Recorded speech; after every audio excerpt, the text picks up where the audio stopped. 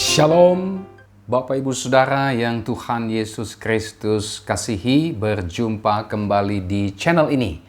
Dan seperti biasa, kembali kita akan bersama-sama membaca dan merenungkan kebenaran firman Tuhan. Tetapi sebelum kita akan membaca dan merenungkan firman Tuhan pada hari ini, saya mengajak kita terlebih dahulu untuk berdoa. Mari kita berdoa. Segala puji dan syukur kembali kami panjatkan kepada Tuhan, Sang Pemelihara kehidupan kami. Terima kasih untuk waktu dan kesempatan yang istimewa, di mana kami kembali akan membaca, merenungkan, mempelajari firman Tuhan. Dan kami memohon tuntunan dan bimbingan Roh Kudus bagi kami semua, sehingga kebenaran firman Tuhan pada hari ini dapat memberkati kami, memperbaharui kami, dan terus menolong kami untuk semakin bertumbuh di dalam kebenaran firman Tuhan. Terima kasih, dalam nama Yesus kami berdoa. Haleluya. Amin. Saudara yang Tuhan Yesus Kristus kasihi, teks firman Tuhan yang menjadi renungan kita pada hari ini terambil dari kitab Yesaya pasalnya yang ke-42, ayat 1 sampai dengan ayatnya yang ke-9. Nah, mari kita membaca bagian firman Tuhan ini. Lihat, itu hambaku yang kupegang, orang pilihanku yang kepadanya aku berkenan. Aku telah menaruh rohku ke atasnya, supaya ia menyatakan hukum kepada bangsa-bangsa. Ia tidak akan berteriak atau menyaringkan suara, atau memperdengarkan suaranya di jalan. Buluh yang patah terkulai tidak akan diputuskannya, dan sumbu yang pudar nyalanya tidak akan dipadamkannya. Tetapi dengan setia ia akan menyatakan hukum.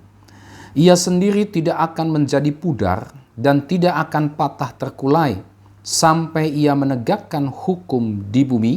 Segala pulau mengharapkan pengajarannya. Beginilah firman Allah Tuhan yang menciptakan langit dan membentangkannya, yang menghamparkan bumi dengan segala yang tumbuh di atasnya, yang memberikan nafas kepada umat manusia yang mendudukinya, dan nyawa kepada mereka yang hidup di atasnya. Aku ini, Tuhan, telah memanggil engkau untuk maksud penyelamatan, telah memegang tanganmu. Aku telah membentuk engkau dan memberi engkau menjadi perjanjian bagi umat manusia, menjadi terang untuk bangsa-bangsa, untuk membuka mata yang buta, untuk mengeluarkan orang hukuman dari tempat tahanan, dan mengeluarkan orang-orang yang duduk dalam gelap dari rumah penjara. Aku ini Tuhan, itulah namaku. Aku tidak akan memberikan kemuliaanku kepada yang lain, atau kemasyuranku kepada patung. Nubuat-nubuat yang dahulu sekarang sudah menjadi kenyataan. Hal-hal yang baru hendak kuberitahukan. Sebelum hal-hal itu muncul, aku mengabarkannya kepadamu. Demikian teks firman Tuhan yang menjadi renungan kita pada hari ini. Dan tema firman Tuhan pada hari ini adalah Yesus, hamba Tuhan. Saudara yang Tuhan Yesus Kristus kasihi, perikop yang tadi kita baca ini merupakan perikop yang berbicara tentang nubuatan akan kedatangan seorang hamba Tuhan. Nah, nubuat kedatangan seorang hamba Tuhan ini dicatat bukan hanya di dalam pasal 42 ayat 1 sampai 9 saja, tetapi juga dalam pasal 49 ayat 1 sampai 6, pasal 50 ayat 4 sampai dengan ayat 11, pasal 52 ayat 13 sampai dengan pasal 53 ayatnya yang ke-12. Nah, perikop-perikop tersebut merupakan nubuatan yang dicatat oleh Nabi Yesaya yang berbicara tentang kedatangan seorang hamba Tuhan. Nah, saudara, di tengah-tengah keadaan umat Israel yang sedang dalam masa pembuangan, mereka menantikan akan kedatangan seorang hamba Tuhan yang akan membawa mereka kepada kelepasan dan kelegaan, Tetapi bukan hanya kelepasan dan kelegaan dari pembuangan saja, tetapi ada yang lebih penting daripada itu. Itulah kelepasan dan kelegaan dari dosa. Nah, di dalam teks atau perikop firman Tuhan ini yang berbicara tentang hamba Tuhan, ada 2 poin penting yang kita bisa lihat berdasarkan teks firman Tuhan ini ketika berbicara tentang hamba Tuhan yang dinubuatkan oleh Nabi Yesaya ini. Apa saja itu? Yang pertama, di dalam perikop ini kita bisa melihat dengan jelas itulah panggilan hamba Tuhan. Ya. Seperti apa panggilan hamba Tuhan yang dijelaskan di dalam perikop yang ditulis oleh Nabi Yesaya ini. Nah, di dalam perikop ini kita bisa melihat ada 2 hal yang kita bisa temukan di dalam teks ini ketika berbicara tentang panggilan seorang hamba Tuhan. Hal yang pertama berbicara tentang bukti panggilan hamba Tuhan, dan yang kedua bicara tentang oknum atau pribadi yang memanggil hamba Tuhan. Mari kita lihat yang pertama, bukti-bukti panggilan seorang hamba Tuhan. Apa sesungguhnya yang menjadi bukti yang tidak terbantahkan bahwa dia itu adalah seorang hamba Tuhan? Nah, mari kita lihat beberapa bukti yang menyatakan panggilan seorang hamba Tuhan. Yang pertama, ayat 1, itulah dipegang oleh Tuhan. Perhatikan kalimat, lihat itu hambaku yang kupegang. Ya, bukti dari seorang hamba Tuhan yang dipanggil oleh Tuhan adalah dipegang oleh Tuhan. Lihat itu hambaku yang kupegang. Saudara, istilah hamba ini menunjuk kepada seseorang yang seluruh hidupnya itu diabdikan. Untuk apa? Untuk melayani. Ya, istilah hamba ini bicara tentang seorang yang mendedikasikan seluruh kehidupannya, totalitas hidupnya untuk melayani. Di situ ada kata hambaku. Bukan hanya kata hamba, tapi juga ada kata hambaku. Nah, istilah hambaku ini adalah seseorang yang seluruh hidupnya diabdikan, didedikasikan untuk melayani Tuhan. Seluruh totalitas hidupnya diabdikan, didedikasikan untuk melayani Tuhan. Hidupnya sepenuhnya adalah milik Tuhan. Ya. Dan oleh sebab itu, maka seluruh kehidupannya itu dipakai ya hanya untuk melayani dan melaksanakan kehendak Tuhan. Ini bicara tentang hambaku atau hamba Tuhan. Seorang yang mendedikasikan, ya, yang menyerahkan, mengabdikan seluruh hidupnya, totalitas hidupnya untuk melayani Tuhan. Dia sekarang dikontrol, dikuasai oleh Tuhan untuk melaksanakan apa yang menjadi kehendak daripada Tuhan. Hambaku yang kupegang. Lihat itu hambaku yang kupegang. Bicara tentang dipegang oleh Tuhan. Berarti dia adalah seorang yang disertai oleh Tuhan. Dipegang Tuhan berarti seorang yang dipimpin oleh Tuhan. Dipegang Tuhan berarti dikuasai oleh Tuhan sepenuhnya untuk melaksanakan apa yang menjadi kehendak Tuhan atas hidupnya. Ya, ini poin yang pertama, bukti panggilan hamba Tuhan dipegang oleh Tuhan.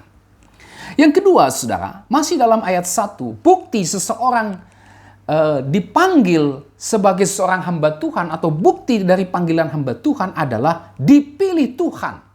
Perhatikan kalimat dalam ayat 1, orang pilihanku. Tidak hanya dia dipegang Tuhan, lihat itu hambaku yang kupegang, tetapi orang itu juga adalah seorang yang dipilih Tuhan. Orang pilihan Tuhan. Dipilih. Orang yang dikhususkan oleh Tuhan.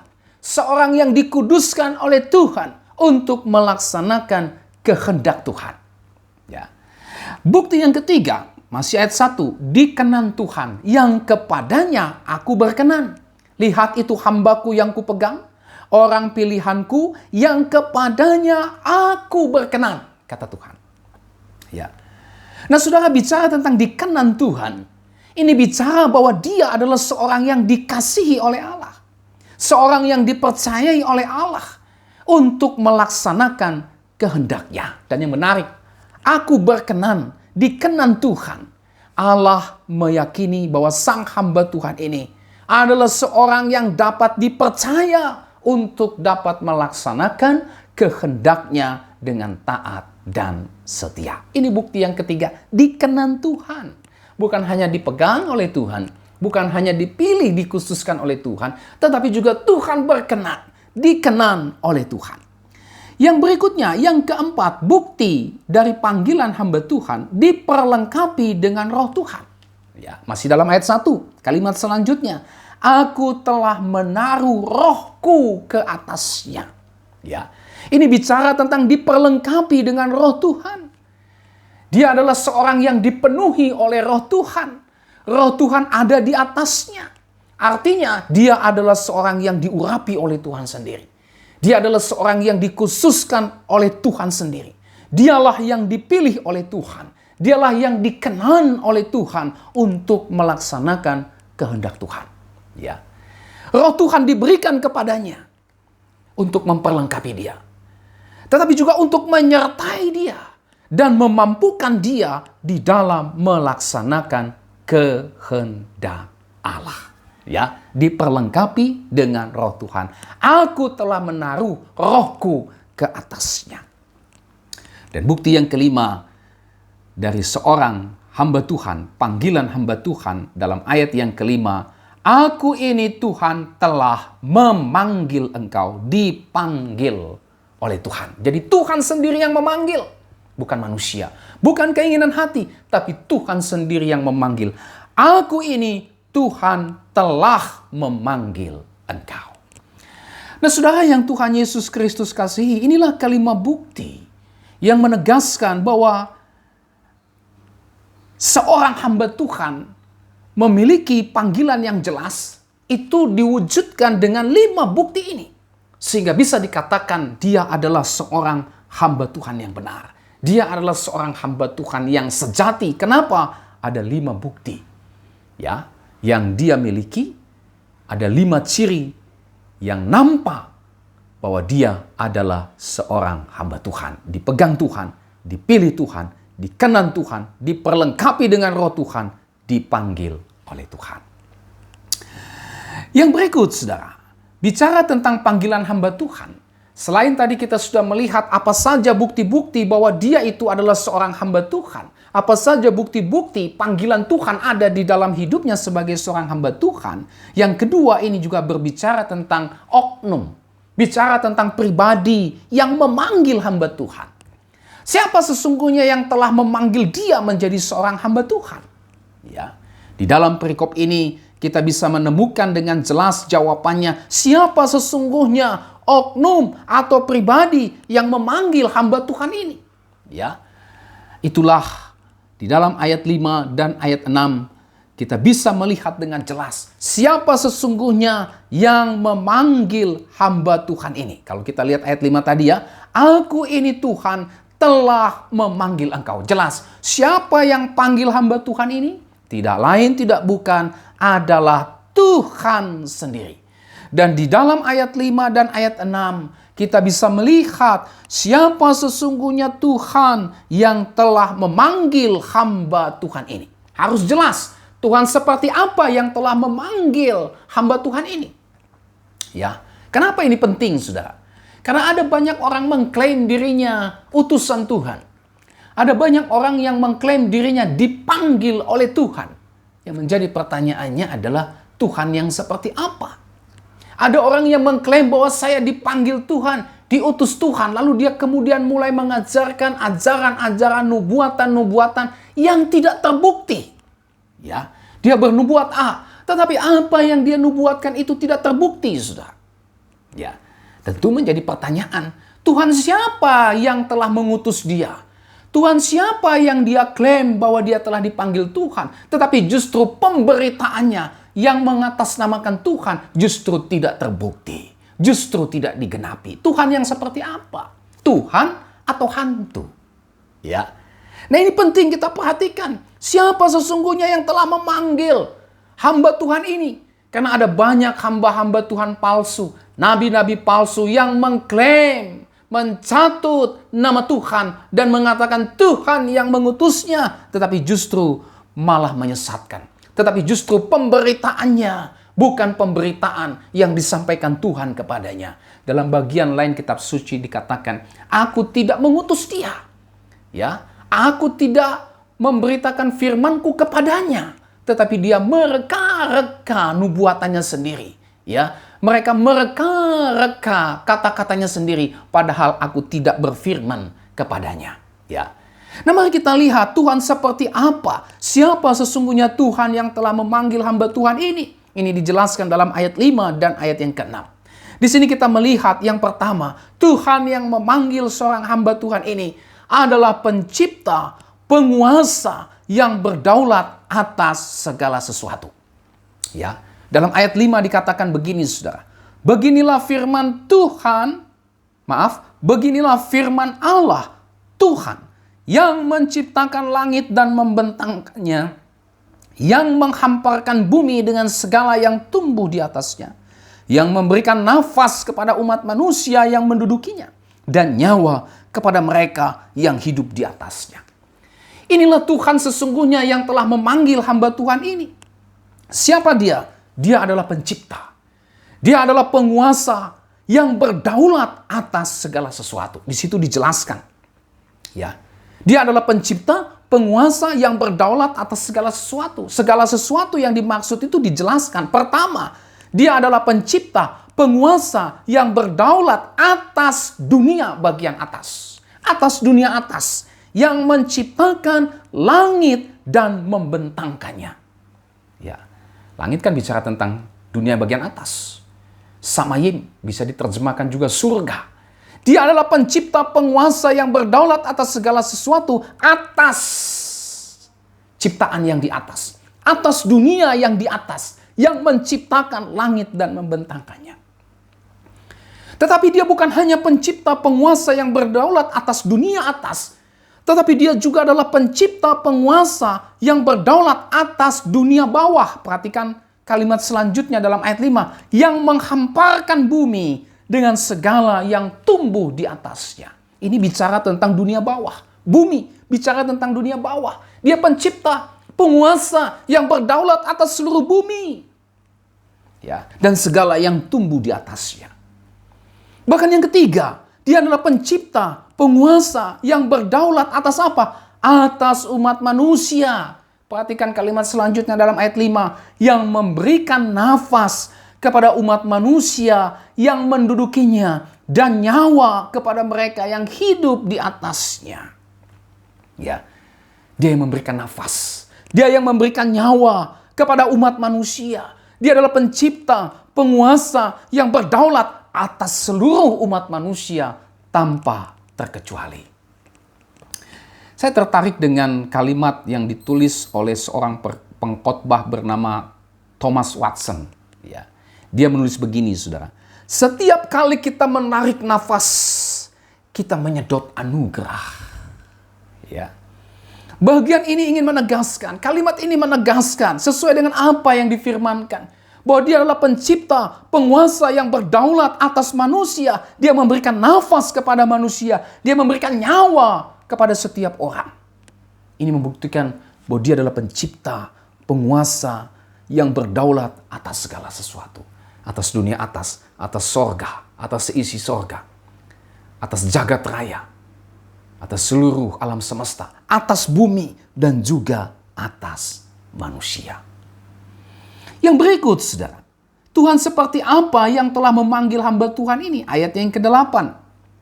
Ya, saya baca ayat 8, Saudara. Begini firman Tuhan. Aku ini Tuhan, itulah namaku. Aku tidak memberikan kemuliaanku kepada yang lain atau kemasyuranku kepada patung. Tuhan seperti apa yang telah memanggil hamba Tuhan ini? Selain tadi yang pertama, ia adalah pencipta, penguasa yang berdaulat atas segala sesuatu. Dia juga adalah Allah yang berbeda. Allah yang kudus, yang tidak bisa disejajarkan, yang tidak bisa disamakan, yang tidak layak untuk dibandingkan dengan para Allah. Ya. Karena hanya dialah yang mendapatkan kemasyhuran, kehormatan. Hanya dia, bukan patung. Ya. Bukan ilah-ilah lain, bukan Allah-Allah lain. Karena patung, ilah, dan Allah-Allah lain bukanlah pencipta, bukanlah penguasa yang berdaulat atas segala sesuatu. Ya. Jadi inilah Tuhan yang memanggil hamba Tuhan ini. Inilah oknum pribadi yang telah memanggil hamba Tuhan itu. Dia adalah pencipta, penguasa yang berdaulat atas segala sesuatu. Dia juga adalah Allah yang berbeda, yang tidak layak untuk disejajarkan, tidak pantas untuk disejajarkan dengan patung, dengan ilah atau Allah-Allah yang lain. Saudara, bagian ini mengajarkan kepada kita, ya, suatu pelajaran penting. Siapa Tuhan yang engkau ikuti selama ini? Siapa Tuhan yang sesungguhnya engkau layani selama ini?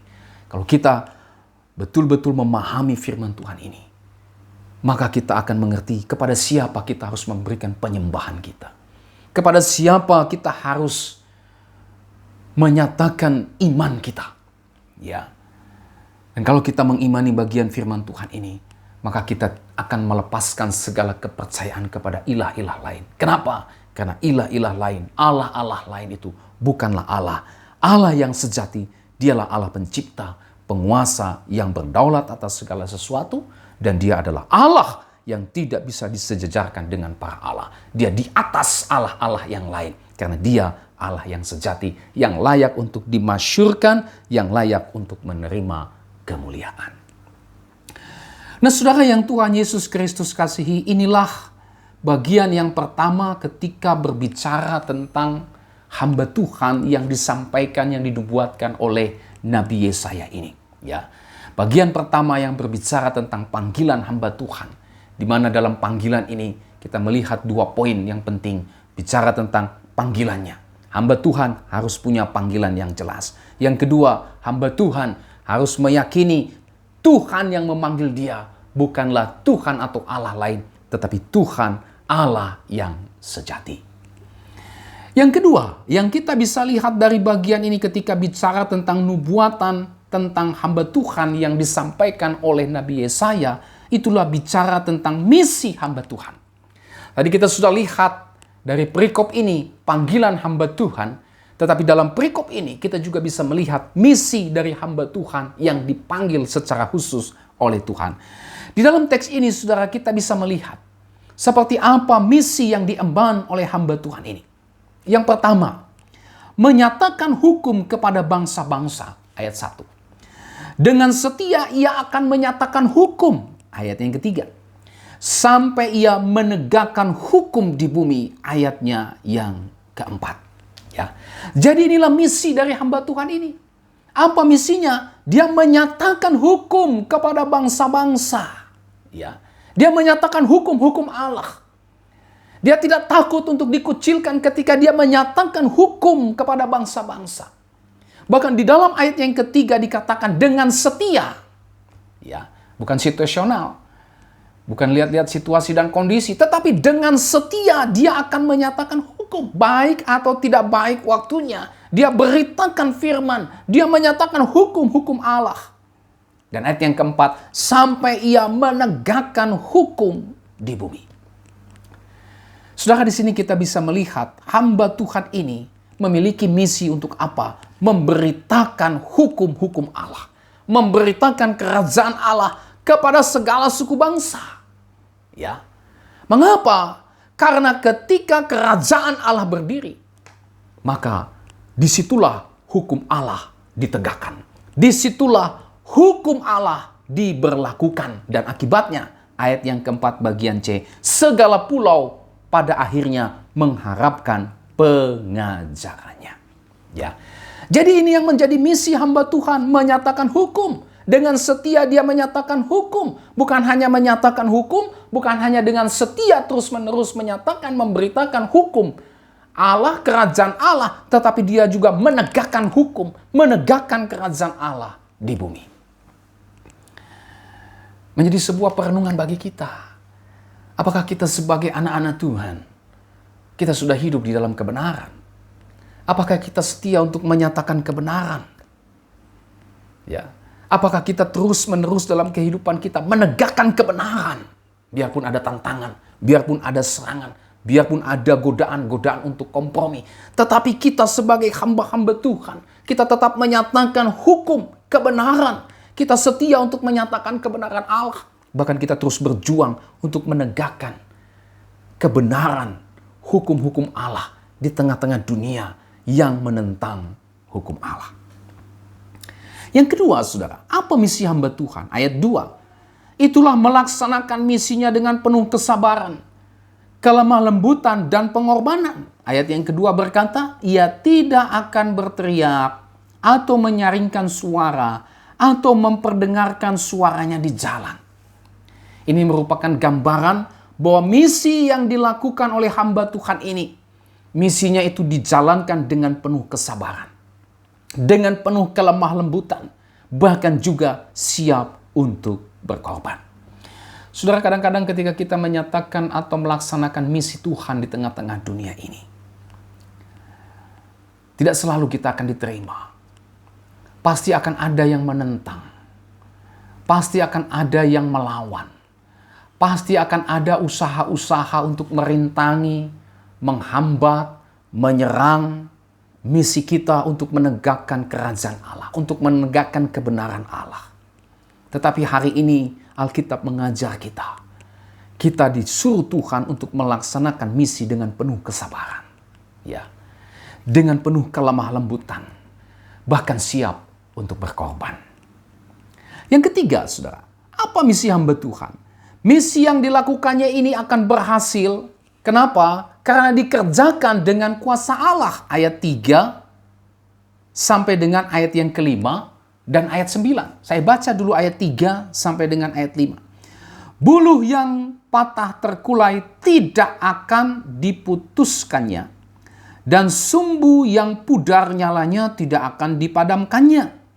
Tetapi dengan setia ia akan menyatakan hukum. Ayat 4. Ia sendiri tidak akan menjadi pudar dan tidak akan patah terkulai sampai ia menegakkan hukum di bumi, segala pulau mengharapkan pengajarannya. Ayat 5. Beginilah firman Allah Tuhan yang menciptakan langit dan membentangkannya, yang menghamparkan bumi dengan segala yang tumbuh di atasnya, yang memberikan nafas kepada umat manusia yang mendudukinya, dan nyawa kepada mereka yang hidup di atasnya.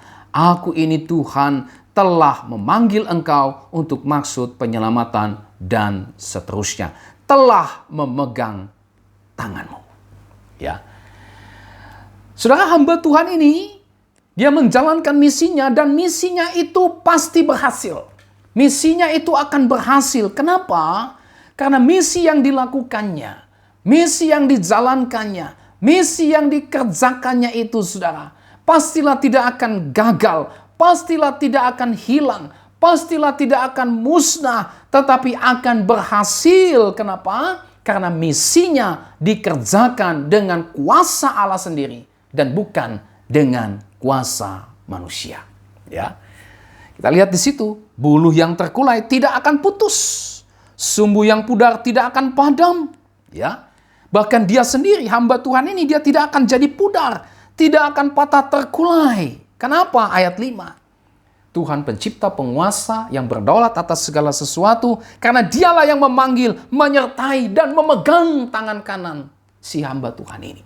Itulah yang menjadi kepastian bahwa misi yang diemban, misi yang dilakukannya, pasti akan berhasil, tidak akan pernah gagal, tidak akan pernah hilang, tidak akan pernah musnah. Kenapa? Karena kuasa Allah yang menyertainya. Nah, saudara yang Tuhan Yesus Kristus kasihi, ada pelajaran penting yang kita bisa lihat dari bagian ini. Di dalam bagian ini kita belajar bahwa segala sesuatu yang dikerjakan dengan kuasa Allah, ya, ini pasti tidak akan pernah gagal. Ini pasti tidak akan pernah hilang.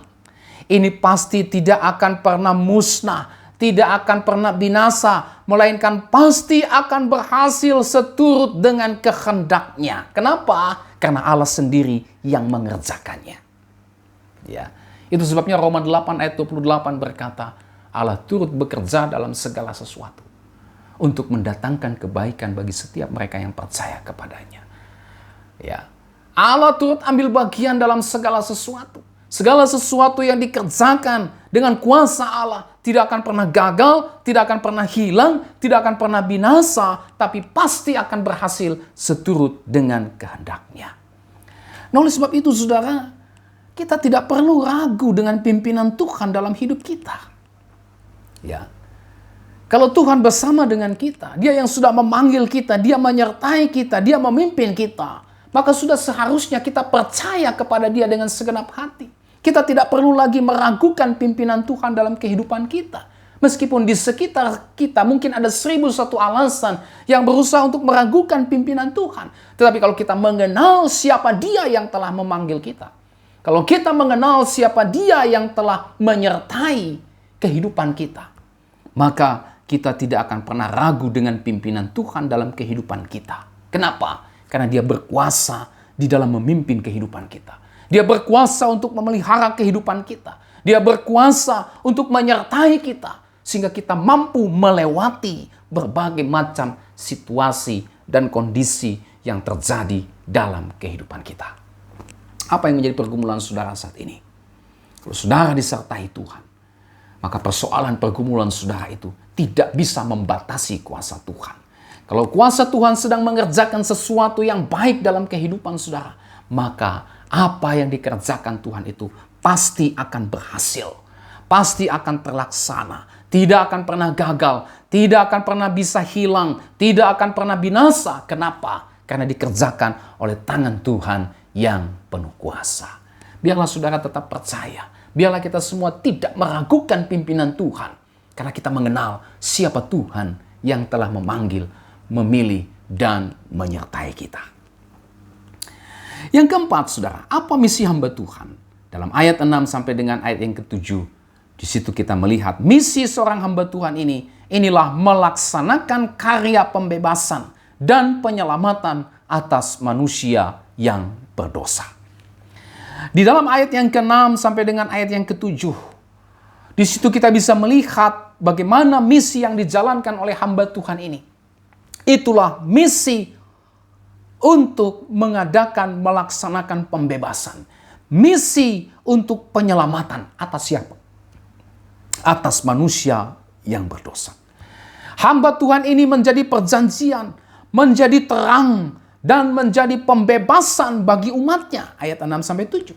Sehingga apa? Sehingga setiap orang yang berada dalam kegelapan dan belenggu dosa, melalui hamba Tuhan ini akan mengalami kelepasan. Oleh hamba Tuhan ini akan melihat terang, mengalami terang. Dan oleh hamba Tuhan ini, mereka yang hidup dalam kegelapan dan belenggu dosa akan mengalami pembebasan.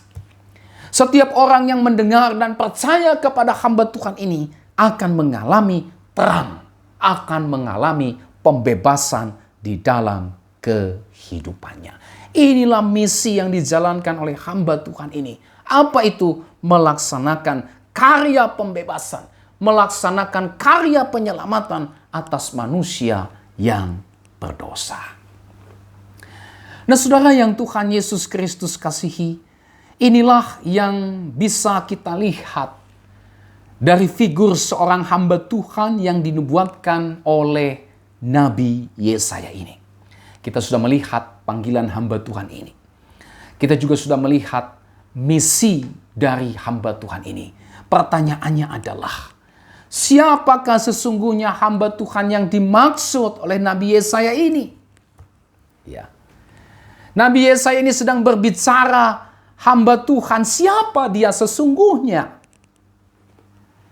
Hamba Tuhan yang dimaksud di dalam nubuatan Nabi Yesaya ini tidak lain dan tidak bukan adalah Yesus Kristus. Saudara, di dalam perjanjian baru, kita melihat ada banyak kutipan-kutipan dari ayat-ayat yang terdapat dalam Yesaya ini. Yang semuanya ini digenapi di dalam pribadi Tuhan Yesus Kristus. Ya, semuanya dipenuhi, digenapi, ada di dalam pribadi Tuhan Yesus Kristus. Mari kita lihat salah satunya di dalam Injil Matius 12 ayat 17 sampai dengan ayat 21. Mari kita baca bagian ini. Saya baca mulai dari ayat 15b dari Matius 12. Banyak orang mengikuti Yesus dan ia menyembuhkan mereka semuanya. Ia dengan keras melarang mereka memberitahukan siapa dia, supaya genaplah firman yang disampaikan oleh Nabi Yesaya. Lihatlah, itu hambaku yang kupilih, yang kukasihi, yang kepadanya jiwaku berkenan. Aku akan menaruh rohku ke atasnya, dan ia akan memaklumkan hukum kepada bangsa-bangsa. Ia tidak akan berbantah dan tidak akan berteriak, dan orang tidak akan mendengar suaranya di jalan-jalan. Buluh yang patah terkulai tidak akan diputuskannya, dan sumbu yang pudar nyalanya tidak akan dipadamkannya, sampai ia menjadikan hukum itu menang, dan padanyalah bangsa-bangsa akan berharap. Saudara, kutipan yang dikutip oleh Matius ini merupakan kutipan dari nubuatan Yesaya yang kita lihat dalam perikop ini.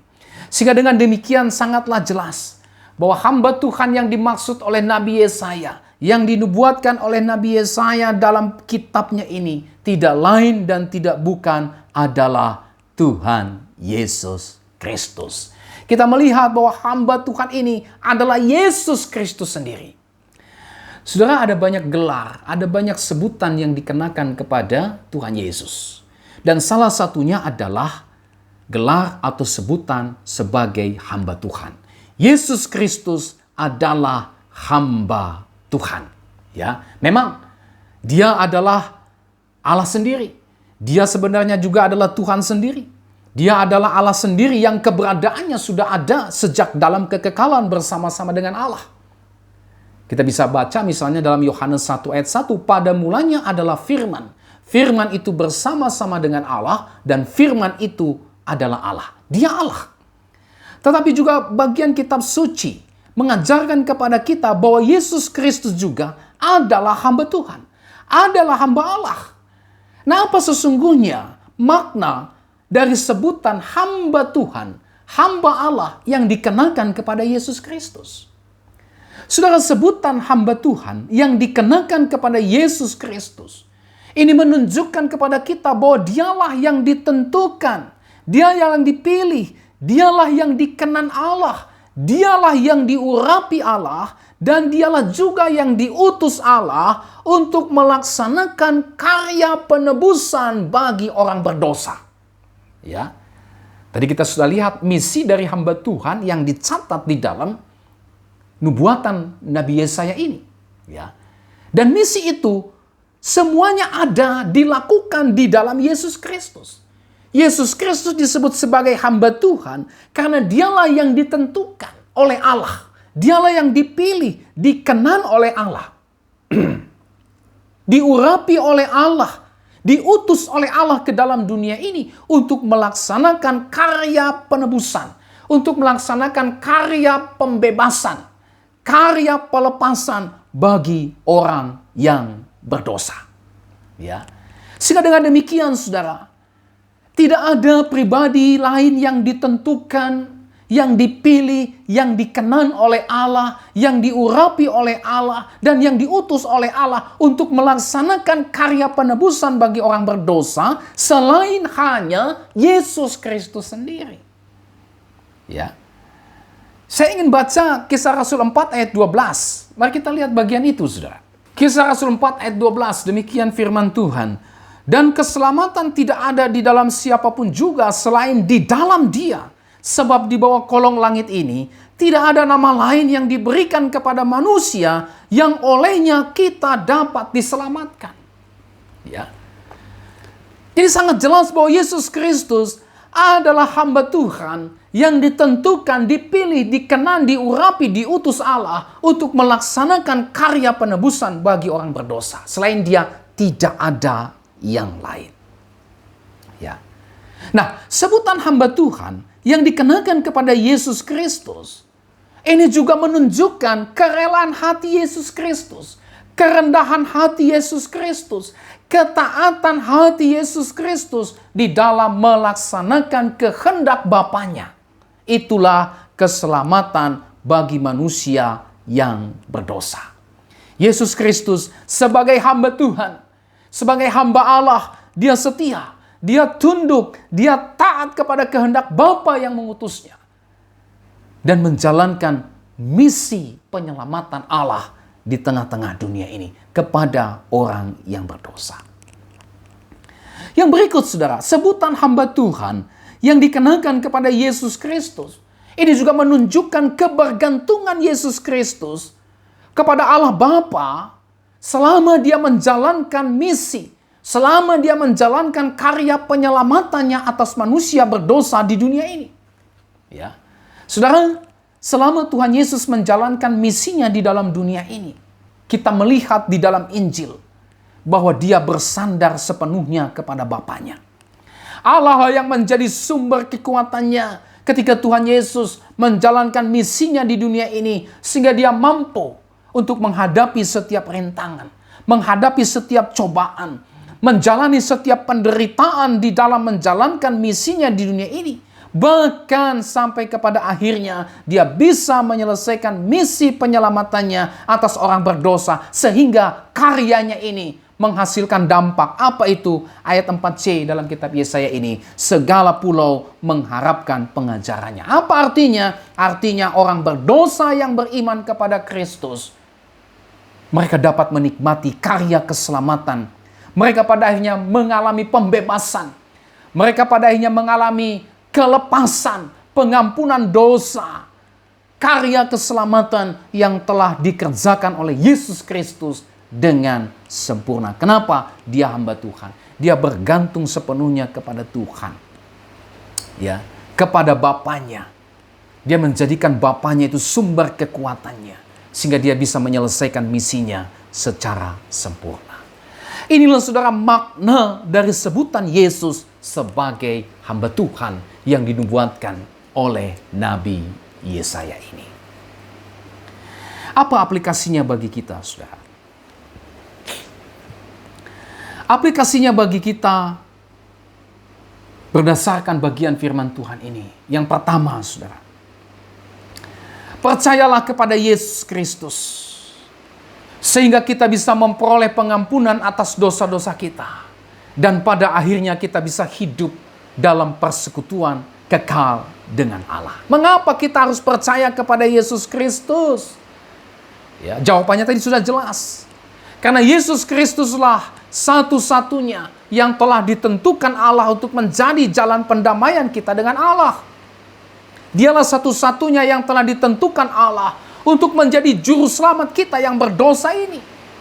Karena hanya dialah yang bisa membebaskan kita dari cengkraman dosa, dari kutuk dosa, dari ikatan kuasa-kuasa iblis. Karena hanya dialah yang bisa mendamaikan kita dengan Allah, yang menjadikan kita sebagai anak-anak Allah, sehingga kita bisa menikmati janji-janji Allah, sehingga kita bisa memperoleh persekutuan dengan Allah, sehingga kita bisa memenuhi maksud dan tujuan Allah dalam kehidupan kita sebagai orang-orang pilihannya.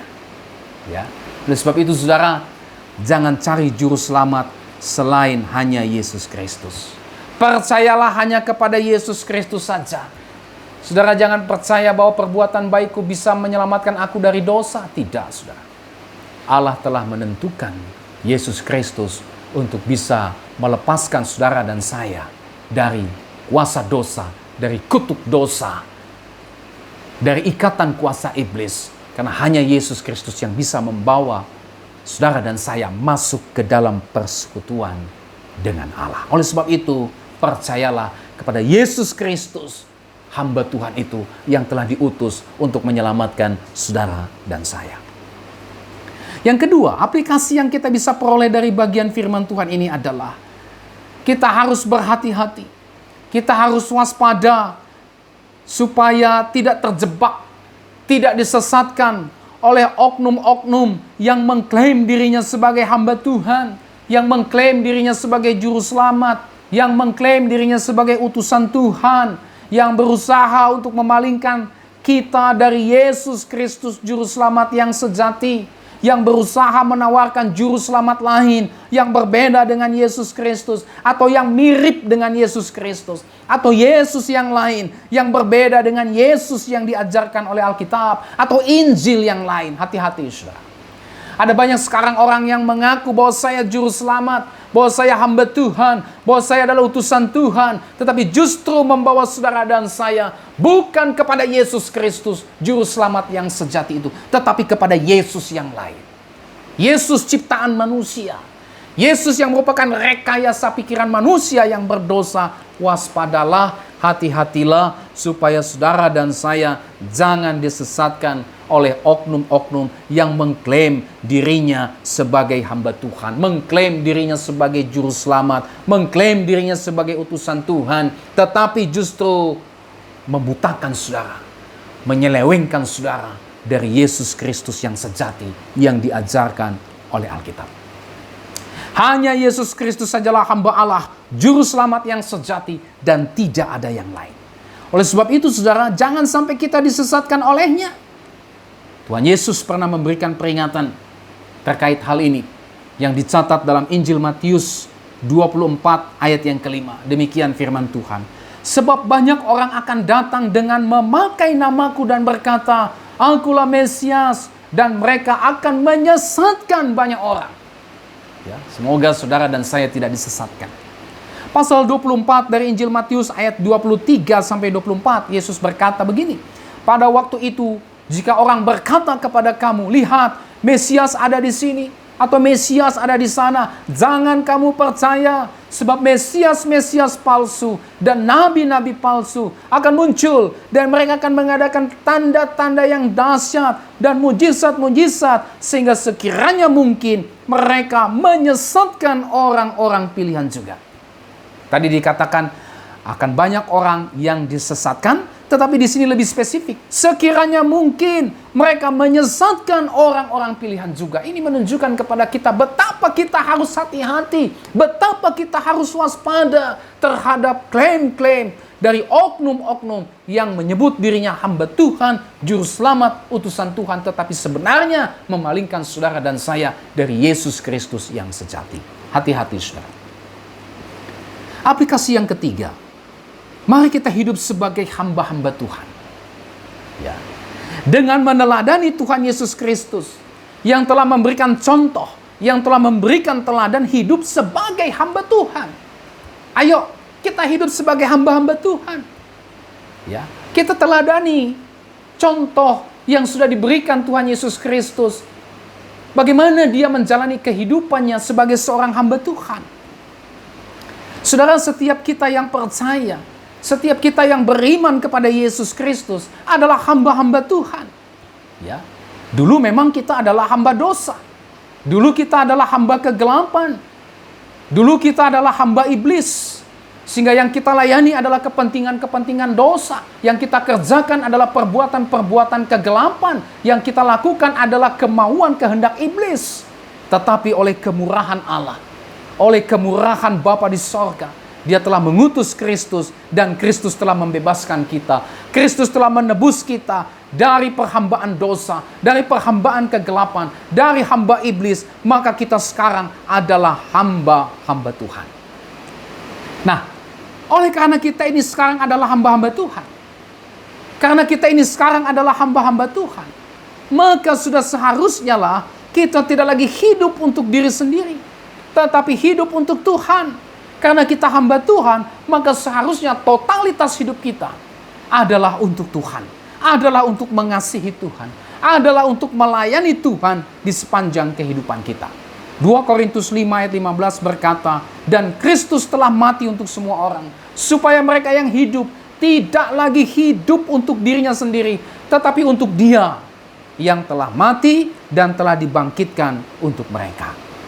Saudara, sebagai hamba-hamba Tuhan, mari kita mengikuti jejak teladan Tuhan kita Yesus Kristus yang telah menunjukkan teladan kerelaan hati, teladan kerendahan hati, teladan kesabaran, kelemah lembutan, ketaatan, bahkan sedia berkorban di dalam menjalani kehendak Bapanya. Ayo, Yesus sudah memberikan contoh seperti apa hidup sebagai hamba Tuhan. Kita yang tadinya hamba dosa sekarang telah menjadi hamba Tuhan. Mari kita ikuti jejak Yesus, teladan Yesus sebagai seorang hamba Tuhan.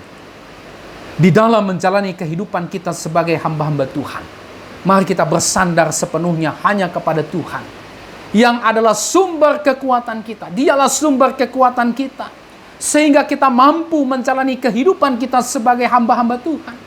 Kita dimampukan untuk bisa menjalani kehidupan sebagai hamba-hamba Tuhan. Baik itu ketika kita menghadapi tantangan, ketika kita menghadapi rintangan, ketika kita menghadapi cobaan di dalam kehidupan kita. Kita menghadapinya dengan gaya hidup hamba-hamba Tuhan. Kenapa kita bisa? Kenapa kita mampu? Karena Tuhanlah yang menjadi sumber kekuatan kita. Sehingga kita dimampukan untuk menjalani kehidupan sebagai hamba-hamba Tuhan. Apapun situasi dan kondisi yang kita alami. Selain itu, mari kita juga setia untuk mengabarkan Injil. Hamba-hamba Tuhan dipanggil untuk memberitakan Injil. Hamba-hamba Tuhan dipanggil untuk memberitakan Yesus Kristus, kabar baik kepada orang-orang yang masih terikat dalam kegelapan dosa, agar mereka juga mengalami karya keselamatan, dibebaskan, dilepaskan dari dosa, dan memperoleh persekutuan kekal dengan Allah seperti saudara dan saya yang telah alami. Kiranya firman Tuhan hari ini memberkati kita. Mari kita berdoa. Bapa di sorga, terima kasih untuk firman Tuhan pada hari ini. Yesus hamba Tuhan. Terima kasih Engkau mau mati untuk keselamatan dosa kami. Terima kasih sehingga kami memperoleh pengharapan. Terima kasih sehingga kami menjadi anak-anak Tuhan.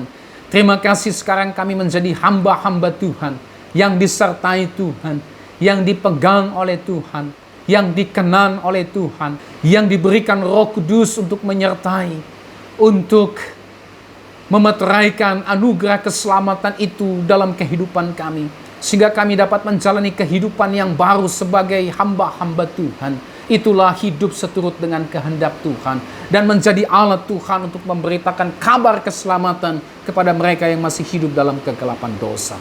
Terima kasih Tuhan untuk firman-Mu ini. Kiranya firman-Mu ini terus membaharui kehidupan kami. Kiranya hidup kami ini Tuhan terus diubahkan. Kalau selama ini kami ragu terhadap Engkau, biarlah firman Tuhan ini kembali meneguhkan iman percaya kami, sehingga kami tidak ragu untuk percaya kepada Yesus Kristus, karena Engkaulah jalan dan kebenaran dan hidup. Tidak ada seorang pun yang sampai kepada Bapa kalau tidak melalui Yesus. Engkaulah yang menjadi kekuatan kami, sukacita kami, penghiburan kami, di dalam kami menjalani kehidupan di tengah-tengah dunia yang fana, yang rusak oleh karena dosa, yang sedang berjalan menuju kebinasaan ini. Engkaulah kekuatan kami, jadikan kami terang, jadikan kami garam dimanapun kami berada. Terima kasih Tuhan untuk firman-Mu. Berkati kami semua dengan firman-Mu. Dalam nama Yesus kami berdoa. Haleluya. Amin. Baik saudara, sampai kita berjumpa kembali. Tuhan Yesus memberkati saudara dan shalom.